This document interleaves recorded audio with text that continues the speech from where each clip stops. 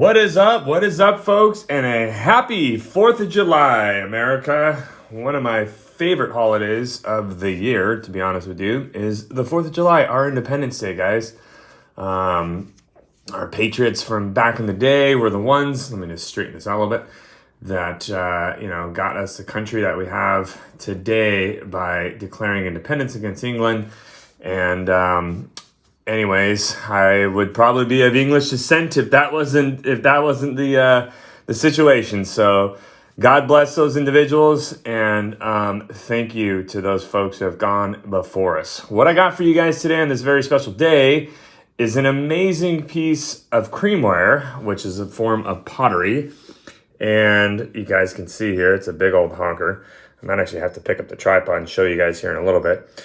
But this piece here is a very spectacular piece that was made, ironically, in England.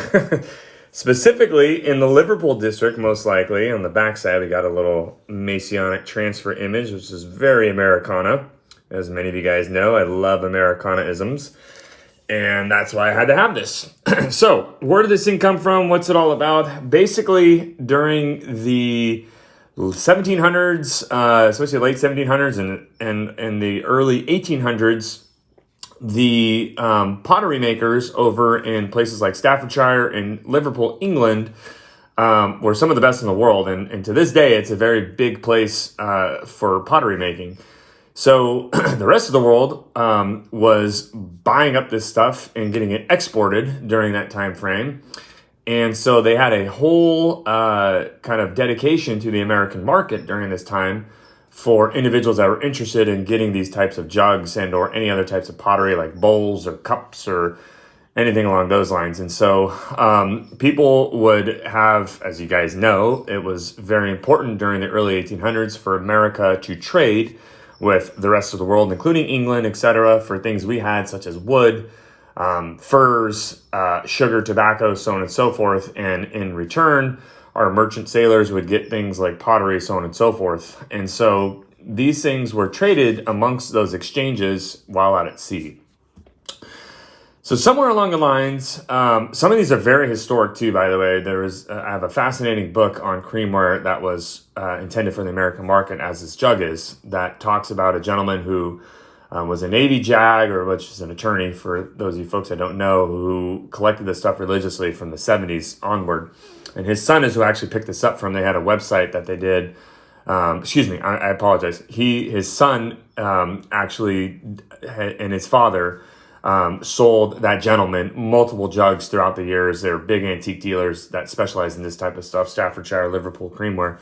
And so anyways, I'm rambling on here, but there's so many historic pieces of information and stuff that come along these things, these transfers, which they call them, the pictures and stuff on here. The paint and stuff is actually enamel. That's by hand afterwards that someone comes on and does. But the transfer is essentially they soak it in ink and then transfer it onto these jugs and then fire it with glaze in the fire afterwards. But the very interesting thing is that a lot of them, for the American market-wise, had kind of things that were not so keen to England at the time. You know, things of dedication to George Washington and some stuff about the slave trade, etc. And the list goes on and on and on. But this one has a beautiful image of a Masonic transfer here on the backside with the pillars of Solomon, the checkered floor that represents good and evil. You have the big eye, which is I'm not a Mason, the Freemason, so correct me if I'm wrong, folks out there that you guys are. But basically that was all watching God, and just so much symbolism going on back here. G for God is what I understand from that. Lots of Latin ribbons and stuff going around the post there. Different types of allegorical figures up top. Just a really striking and beautiful transfer.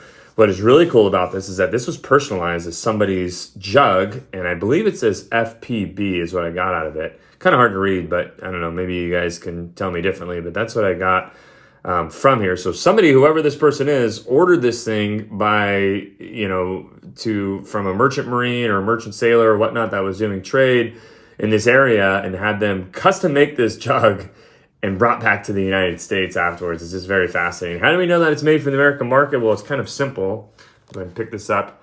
You can see this gorgeous frigate here, which is very similar to the Constitution and the Great White Fleet and stuff that we had Actually, the Great White Fleet is a little bit afterwards. But anyways, so the Constitution will just say, and during the War of 1812, and so a lot of these are actually dedicated to the War of 1812, but this is a very common looking ship that you would have seen with our U.S. Navy at that time. So of course they had to have it because, you know, Silver Surfer collects anything naval history-wise. Ironically, or interestingly, I should say, it's got a 16 star and 16 stripe United States flag on there, which is very uncommon to see according to my flag book. So yeah, that's a pretty cool thing. But anyways, I hope you guys have enjoyed this video, learned a little bit of something here. And until next time, Silver Surfer is out.